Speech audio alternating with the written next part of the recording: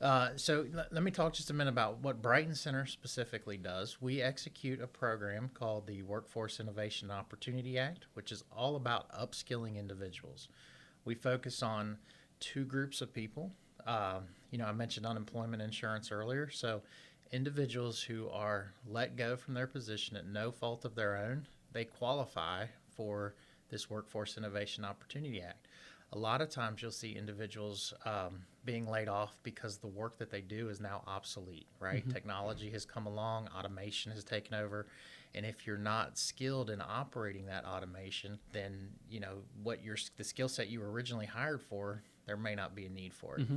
So what the program is designed to do is to help people get, what are the current high demand occupations that are out there? What are the credentials that are needed in order to do those? And then how do we get that individual trained in order to have that credential and get them back out into the workforce? So that's one aspect of it. The other is what we refer to as the underemployed. And they may be working, they may even be working full time or overtime, but the wage that they receive may not be very high. Mm-hmm. And so for that reason, we want everybody who's working to reach self sufficiency. There is a significant number of people who work full time that still are dependent upon, public assistance like, like SNAP benefits Mm-hmm. and such. And so we want to help individuals, especially those who are willing to work in this market, to really be able to get a job Mm-hmm. that will provide for them. So one that we like to say is kind of recession proof, meaning that the skill set is involved enough and intense enough that no matter what comes along, when layoffs come, that you've got that skill set that's going to keep you there, that employer is going to need you for a while. We look at what does the labor market say about these particular industries? Are they going to be here? Are they not going to be here? And I'll get into those here in a minute. But that's really what our focus is. And so our program, again, is designed to help people get connected to training. You have to apply for the program. We help you through that process of eligibility. It's up to our funders to determine if you are determined eligible. That is step one. Once you're eligible for the program, we can actually pursue training funds in the amount of up to $7,000. And again, it's another approval process from our funders. But if you're approved for that training, then you can have that training fund that allows you to train and focus on one of those high demand industry sectors. So what industries are those positions typically in? Sure. So, what we consider to be the high demand industries focuses on 5 industry sectors, and our Workforce Investment Board will reevaluate this from time to time, which is what they're currently doing. So, there Mm-hmm. will be some changes to come soon.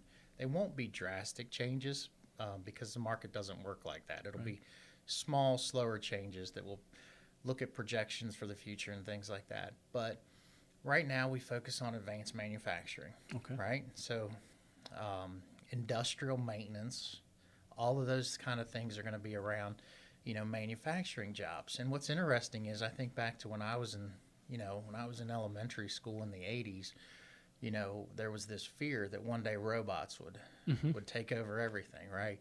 And the reality that we live in today is not that robots would take over everything, but we don't have enough people trained to operate Mm-hmm. the robots, right? So it's a little bit different perspective than what we were hit with Right. as Right. kids, but Yeah. that's what we're currently facing now is just this idea that we need skilled individuals who can operate the automation that occurs. And then at the same time, we still have the stigma that exists around factory work. Mm-hmm. It's dirty, it's dangerous, it's backbreaking, and the reality is it's not the case. A lot of the factories, and you can go up and down the 42 corridor here and visit a lot of those, and some of them we have toured. They're very clean, Mm-hmm. they're very safe, and as far as the manual labor, sure, there's some labor involved, but a lot of it is really following a computer screen and knowing what button to press when. I will also tell you that transportation and logistics is another big one. Mm-hmm. And associated with that, of course, is the ability to have to drive a truck, to have a commercial driver's license. I mentioned our WIOA program and how we train. That is by far the biggest training program that we enroll for is the commercial driver's license. We work with Gateway Community Technical College. We work with 160 Academy. We've worked with a couple places in Ohio and even some in Lexington. But, I think why that one is pretty popular is because it's a very short-term program. It's 4 to 6 weeks. There's no prerequisite required. So even if you don't have a high school diploma or a GED, I mean, we encourage everyone to get a GED if they don't have one. But even if you don't have one, there's an opportunity for you to obtain an industry-recognized credential that is a big deal. The other high-demand industry sectors, healthcare, right?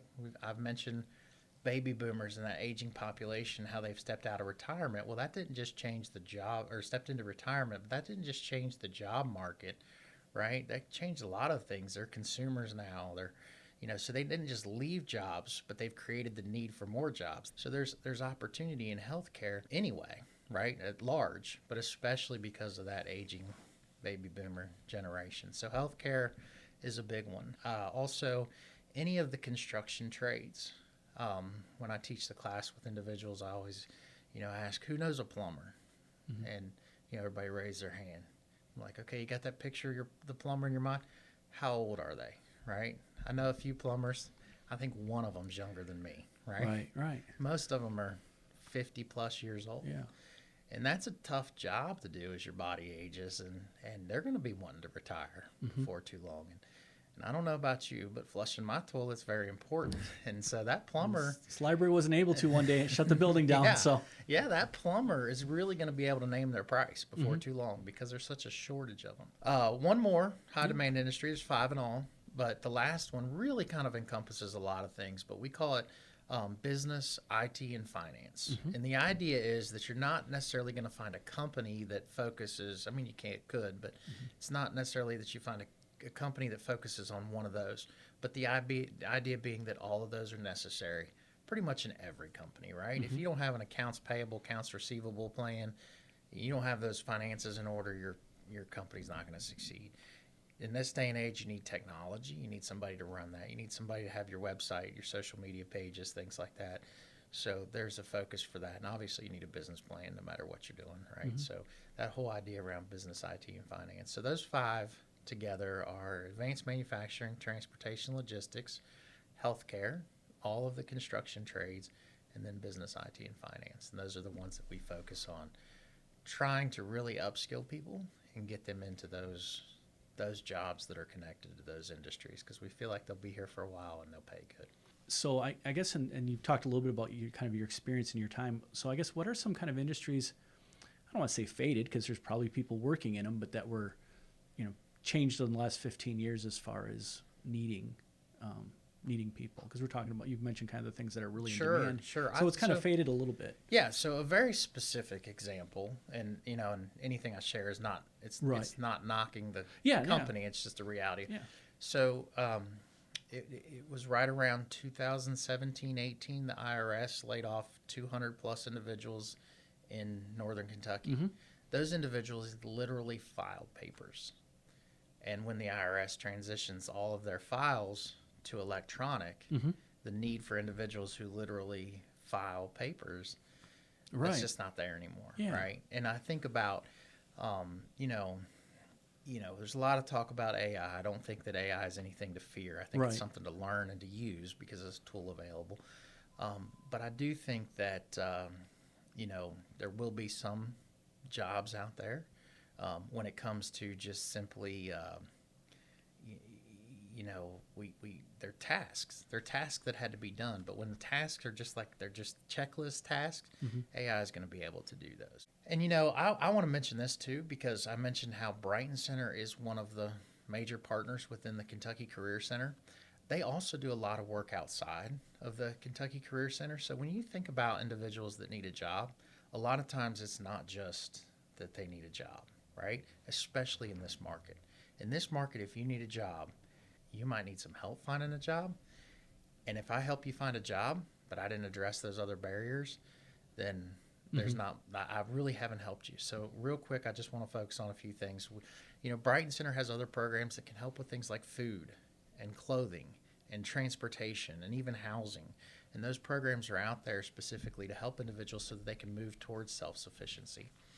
One of the things I think we've been super successful at, and and the market has helped, like the job market has helped us do this, but we've been very intentional about it as well, is looking at those second chance or fair chance or transformational employment opportunities.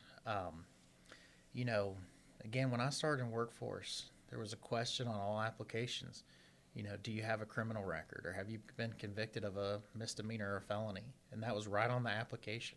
And if you check that box, or you marked it affirmative, the reality is when they looked at that application, they tossed it because they had a whole stack of applications they could look at and a whole list of candidates who didn't check it that way that they could hire from. Well, now things are different, and they don't have that. So it's really helping to open up employers' minds to the possibility of hiring individuals that may have a past, that may have a record.